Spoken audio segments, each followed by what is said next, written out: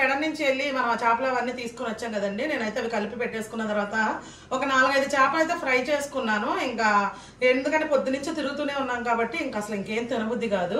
ఇంకా ఈ చేపలు అయితే చక్కగా ఫ్రై చేశాను. మిగిలినవన్నీ నేను రొయ్యలు చేపలు అన్నిటికి ఉప్పు కారం ఆయిల్ పసుపు కూడా అన్నీ వేసి ఫ్రిడ్జ్ లో అయితే పెట్టేసుకున్నాను. అవైతే కొంచెం తర్వాత వండుతాను. ఇంక ఇవైతే ఈ రోజు అయితే ఇంకా ఇవి వేపానండి. ఇంకా సాంబార్ ఒకటి ఏదో ఒకటి బయట తెప్పించుకొని తినేసేద్దామని. ఇంకా అదండి విషయం. అయితే నేను ఆ కూర వండే వీడియోలు అవైతే మీకు తర్వాత సంజురాజ్ కిచెన్ లో పెడతా.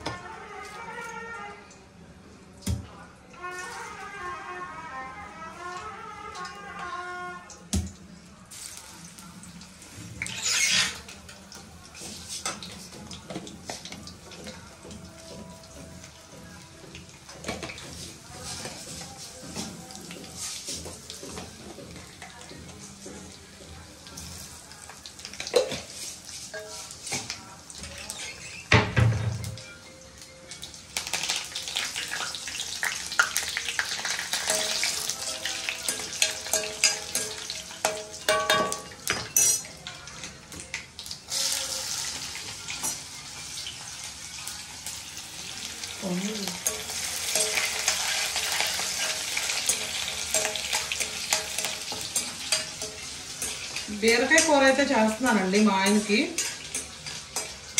కొంచెం పప్పు ఉంది తినేయంటే తిన్నాన్నారు. బీరకాయ ఇక ఇష్టంగా తింటారనమాట ఆయన. ఇంకా అందుకని జస్ట్ ఒక ఉల్లిపాయ కోసి కొంచెం తాలింపు వేసి అయితే తినేస్తున్నాను.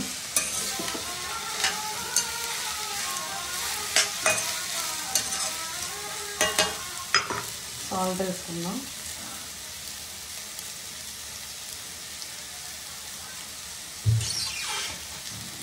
పసుపు,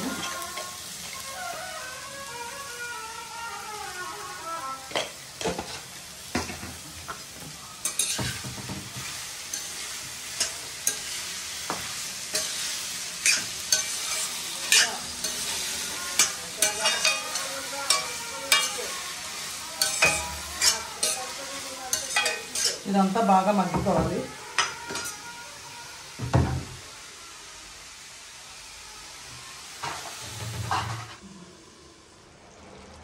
కొంచెం అయితే కారం వేసుకున్నానండి.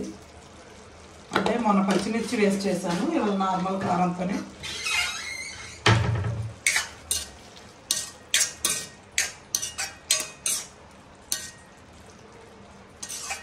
ఒక 2 నిమిషాలు మగ్గించేసుకొని దింపేసుకోవడమే. ఇంకా తినేస్తున్నావా? నేను తింటా, కాసేపు ఆగి తింటా. బీరకాయ కూర వేడి వేడిగా బీరకాయ కూర ఉండేవి. వేడి వేడిగా తింటా.